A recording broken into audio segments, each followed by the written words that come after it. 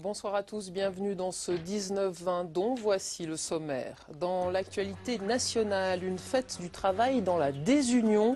Pour la première fois depuis 5 ans, les syndicats n'ont pas défilé ensemble ce 1er mai. En cause, l'accord sur la sécurisation de l'emploi. En revanche, tous sont unanimes pour rejeter la politique d'austérité. Ils ont eu du mal à mobiliser beaucoup de monde. Un 1er mai à la une aussi de votre journal régional où 600 personnes ont défilé ce matin à Clermont. Une manifestation qui n'a pas échappé aux divisions qui secouent les partenaires sociaux. Pour en parler, nous recevrons Julien Poliac de la CGT et Mireille Currieri de la CFDT. Les syndicats ont donc fêté ce 1er mai en ordre dispersé, alors que CGT et CFDT s'opposent autour du projet de loi sur la sécurisation de l'emploi. Chaque camp organisait avec ses alliés ce matin son propre rassemblement. C'était le cas notamment à Clermont-Ferrand. Reportage Pascal Félix, Arthur John. 1er mai, plus que jamais, unité. Un cortège qui s'élance sous l'orage depuis la place de Lille vers la place de la Liberté. Mais il n'y a pas que dans le ciel que ça gronde. Parmi les 600 manifestants, beaucoup sont venus condamner la politique du gouvernement, tout autant que célébrer la fête des travailleurs. Ils ont adopté le projet de l'accord national interprofessionnel. Le projet de loi a été validé par le Sénat, a été porté par le gouvernement et par le patronat. Automatiquement, ils se sont fait des ennemis à travers la classe ouvrière. Les travailleurs ont rejeté massivement un projet qui a été porté effectivement par le gouvernement en place. Donc il y a une logique au 1er mai sur le rejet effectivement du Parti socialiste en Oran. Il n'y a pas que l'action gouvernementale qui était mise au banc ce matin, mais aussi la CFDT.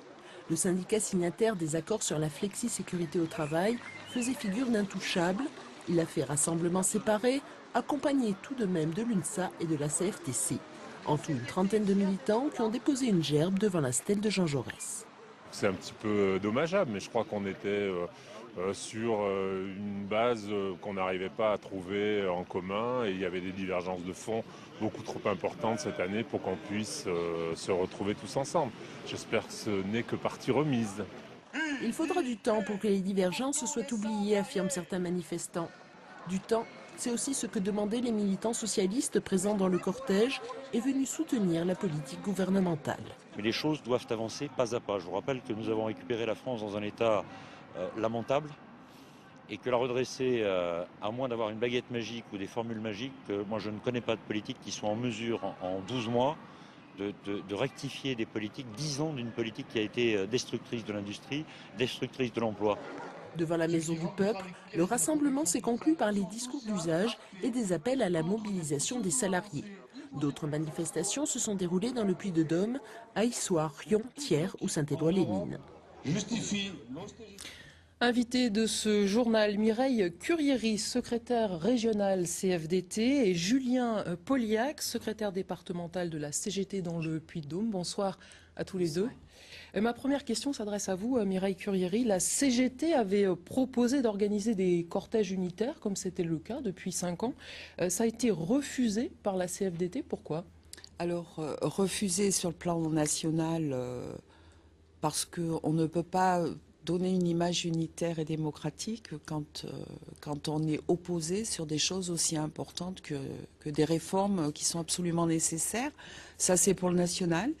Pour les mêmes raisons, inviter à une intersyndicale une organisation en lui posant comme préalable non discutable, on va revendiquer que l'ANI qui a été signé en janvier n'est pas bon pour les salariés. Le fameux accord sur l'emploi. Voilà, on ne peut pas tout dire son contraire et la CFDT n'a pas l'habitude de se méjuger en signant quelque chose en janvier dont elle est très fière et puis après défiler et faire croire à tous les salariés du Puy-de-Dôme que, ben oui, d'accord, on a signé, mais finalement, on a fait une bêtise. Il y a eu aussi, je crois, des échanges de mots un peu forts. Est-ce que c'est une situation de rupture entre la CGT et la CFDT ? C'est une situation délicate et que nous regrettons à la CGT, en tout cas. Pour ce 1er mai, nous proposions évidemment l'unité syndicale, l'unité d'action, en recherchant l'unité des salariés. C'est bien la démarche de la CGT, réaffirmée au 50e congrès à Toulouse et transcrite par un courrier aux organisations syndicales dans le Puy-de-Dôme, pas simplement la CFDT, pour construire la mobilisation sur la base de nos exigences sociales face à cette politique aujourd'hui dont les orientations sont toujours aussi libérales que précédemment. Des mots peuvent être échangés entre camarades, des camarades peuvent même brûler des drapeaux. Ne nous arrêtons pas sur ces éléments-là et remettons le syndicalisme à sa place en portant les exigences et les revendications des salariés. En même temps, est-ce que cette division ne risque pas de vous affaiblir? On voit que le FN, par exemple, se sent galvanisé en ce moment, et de l'autre côté, les partenaires sociaux sont divisés. C'est tout un jeu qui est peut-être instrumentalisé par les institutions elles-mêmes.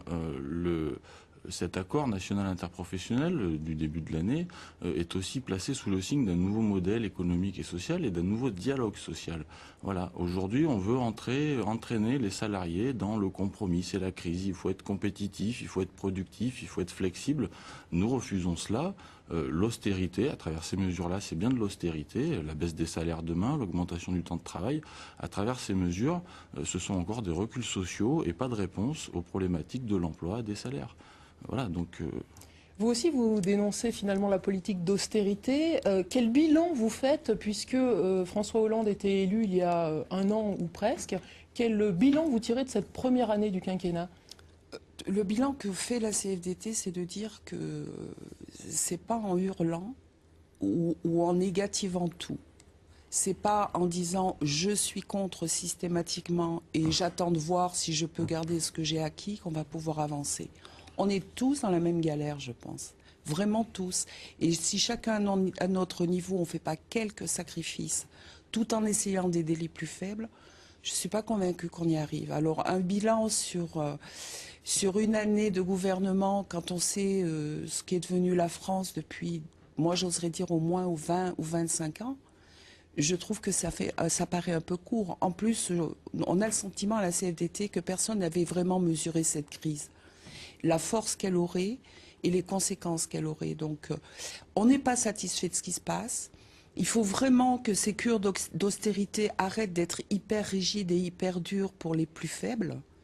Mais je pense que, oui, je n'ai pas honte de le dire et mon organisation n'a pas honte de le dire, il faut que tout le monde fasse quelque chose pour ça. C'est en solidarité et en démocratie qu'on le fera. Julien Polliac, en un mot, on a vu que le PS demande du temps. On se souvient que votre organisation avait appelé il y a un an à battre Nicolas Sarkozy. Oui, tout à fait. Aujourd'hui, qu'est-ce que vous répondez justement? On se rappelle du slogan qui était le changement, c'est maintenant. Il ne faut pas attendre 2 ans de plus, il ne faut pas attendre 6 mois de plus, et ça fait déjà une année de trop où, une fois de plus, le gouvernement, le président de la République ont donné des gages au patronat, au capital. Moi, je veux bien entendre qu'il faut qu'on fasse tous des efforts. Les Grecs, les Portugais, les Espagnols, les Irlandais ont fait des efforts et se plongent dans l'austérité et continuent à reculer. Et ce ne seront pas des solutions ce ne sont pas ces solutions-là qui sont des réponses à la crise. Merci Julien Polliac. Ce sera le mot de la fin. Merci Mireille Curieri. Merci à tous les deux d'avoir accepté notre invitation.